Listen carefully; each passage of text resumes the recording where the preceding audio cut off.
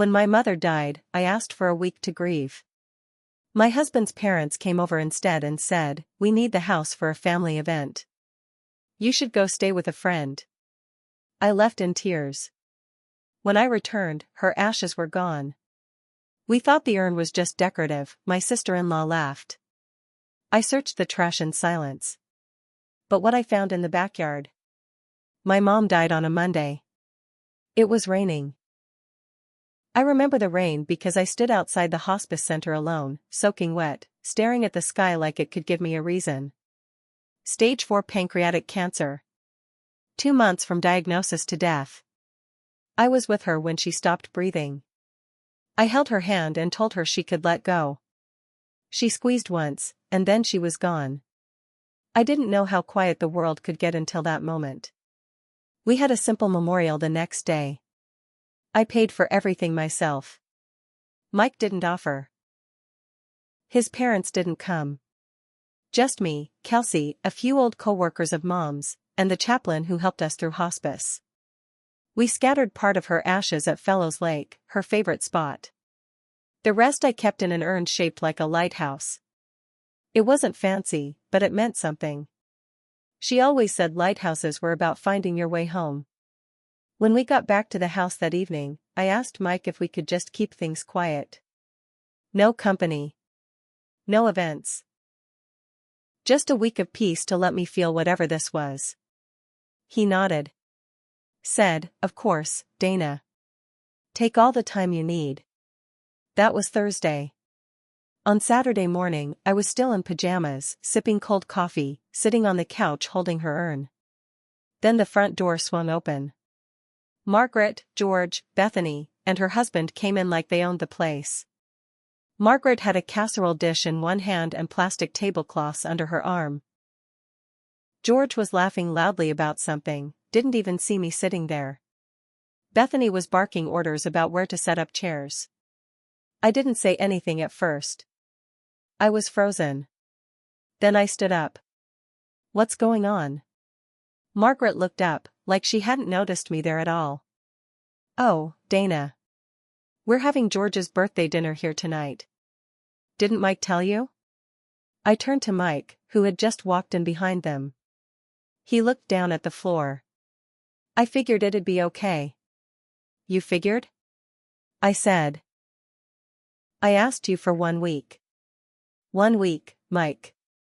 Bethany rolled her eyes. "You're seriously still sad about that? It's been like, what, 5 days?" I stared at her. "That was my mother. She was old," she said, shrugging. "People die. It happens." I don't remember much after that. Just Margaret saying, "Maybe it's best if you stay somewhere else tonight. We need the space." I left without packing. Didn't grab a toothbrush, a change of clothes. Nothing. I drove to a CVS parking lot and sat there with the heat off until my hands went numb. Then I called Kelsey. She told me to come over. I stayed with her for 3 nights. Didn't answer Mike's calls. Didn't respond to his texts. I didn't care what excuse he had. On the 4th day, I came home. The house was spotless. Not a chair out of place. No crumbs on the counter. No dishes in the sink. It was like they had scrubbed it clean of anything that reminded them of me. I went to the living room. The urn was gone. It had been right on the coffee table. I remember because I had left it there on purpose. Like a placeholder. A reminder. Gone. I turned to Mike. "Where is she?" He blinked at me. "What?" "The urn. Where is it?" "Oh," he said, scratching the back of his neck. "I think Bethany moved it. She said it was in the way." Bethany popped her head in from the kitchen. "That thing? We thought it was decoration or something. I think we put it out back with the garden stuff." I didn't say a word. I walked past them, out the back door. I went through the trash first. Cardboard boxes. Empty wine bottles. A wilted bouquet of funeral flowers. Then I saw it, Mom's photo from the memorial, torn in half. One piece in the trash, the other stuck to the side of a pizza box. No urn. I walked around the backyard, behind the garage, where we keep old planters and yard tools. And there it was. Half buried in dirt. Like garbage. I got down on my knees and dug with my bare hands. The lid was off. The ashes had spilled into the soil, mixed with weeds and rotting leaves. I sat there, shaking. Not crying. Not yet. I went inside, washed the dirt off my hands, and packed a bag. I didn't speak to Mike for the rest of that day. But that night, I made a plan. I didn't sleep that night. I laid on the couch, staring at the ceiling, listening to Mike snore in the bedroom like everything was fine. Like nothing had happened. The next morning, I started looking for an apartment. Quietly. I didn't tell Mike. I wasn't ready for that fight yet. But I wasn't going to stay in a house where my mom's ashes were treated like trash. I moved fast. Found a small one-bedroom over in the Brentwood area, about 15 minutes away. Signed the lease that same week. That's when I found the receipt. I was cleaning out the hall closet, tossing things into a donation bag when a slip of paper fell from a jacket pocket. It was from the garden center near our house. The date was 2 days after I left for Kelsey's. The item? Ceramic garden urn, $49.99. I stared at it for a long time. It wasn't mine. I checked the backyard again. The urn I had pulled from the dirt, it wasn't Mom's. It looked similar. But now I realized, different base. Different lid. They had replaced it. Tried to cover it up. I felt sick. I waited until Mike got home from work. I was calm. Too calm. Where's my mother's urn? He froze. What are you talking about? You found it. No, I said. I found a cheap copy. And I found this. I held up the receipt. His face turned red. Dana, it was an accident. Bethany knocked it over. The lid came off. Some of the ashes spilled. She panicked. We thought if we got one that looked the same, you thought I wouldn't notice? She didn't mean to, I cut him off. Stop blaming your sister. You were the one who let them in. You were the one who didn't tell me. You buried my mother's ashes like she was garbage. He opened his mouth, then closed it again. He didn't have an answer. Just shame. I moved out the next day. That should have been the end of it. But then Kelsey called. You're not gonna believe what Bethany posted, she said. Bethany had posted photos on Facebook from that family dinner. Full spread. Tables, candles, everyone dressed up. And there, right in the center of the dining table, the original urn. My mom's urn. They used it as a centerpiece. I stared at the photo so long my eyes hurt. That's when I stopped crying. And started planning. I wasn't just going to leave. I was going to make sure they all knew what they did. I started small. I printed out the Facebook photo, the one with the urn on the table, surrounded by wine glasses and birthday candles. I circled the urn in red marker and wrote across the top, "This is my mother's ashes." Used as a party decoration. I mailed copies to Margaret's church. To George's work.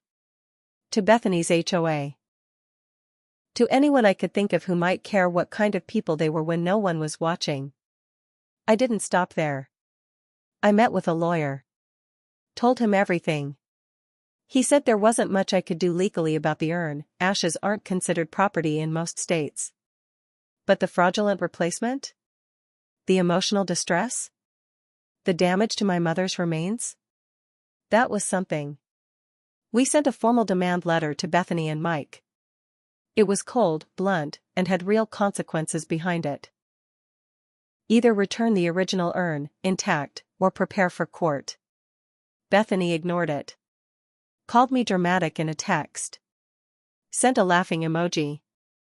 Mike tried to smooth things over. Can't we just talk this out? No. We couldn't. I posted the whole story anonymously on a local Springfield forum. I used real names. It spread fast. Turns out, Margaret had a spotless church image to maintain. She taught Sunday school. Sat on the outreach board. That changed quickly. People started whispering. Then talking louder. One of her fellow teachers forwarded my post to the pastor. She was asked to step back from her responsibilities. George wasn't spared either. His company, a small insurance brokerage, valued reputation and integrity. Someone sent them the photo. He didn't lose his job, but I heard he was pulled from his client accounts. He stopped going to work for a while. Bethany was the loudest. She posted online, trying to spin the story. Called me unstable. Accused me of weaponizing grief. But screenshots don't lie. And I had plenty. People turned on her fast. Even her friends backed away. Then came the final hit. I found out where she'd placed the original urn after the party. She hadn't thrown it away. She had taken it home. Used it on her back porch as a candle holder. That's where I found it. I waited until she was at work. Her backyard fence was old and easy to open. The urn was sitting there like trash again. Black wax melted down the sides. I took it back. No note. No explanation. Just gone. When she noticed, she blew up my phone. Text after text. Accused me of trespassing, of being insane. I didn't answer. I cleaned the wax off carefully. Took hours. Then I drove back to Fellows Lake and scattered the rest of Mom's ashes. I told her I was sorry. That I'd tried. That it would never happen again. I never went back to that house. I haven't seen Mike since the day I left. But I did hear from him a few weeks later. A short email. One line. I never thought you'd go that far. I stared at it for a long time. Then I deleted it. A month passed. Then another. Life was quieter.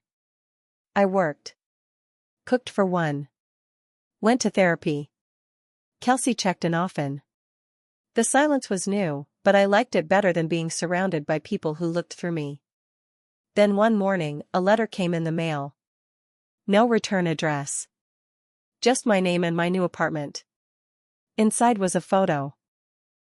It was of my mom's urn, back when it was clean and sitting on the mantel. Before all of this. Before they touched it. On the back of the photo was a note in handwriting I recognized right away. It was Mike's. I didn't know what to say then. I don't expect forgiveness now. Just wanted you to remember her how she was. Before we messed it all up. No apology.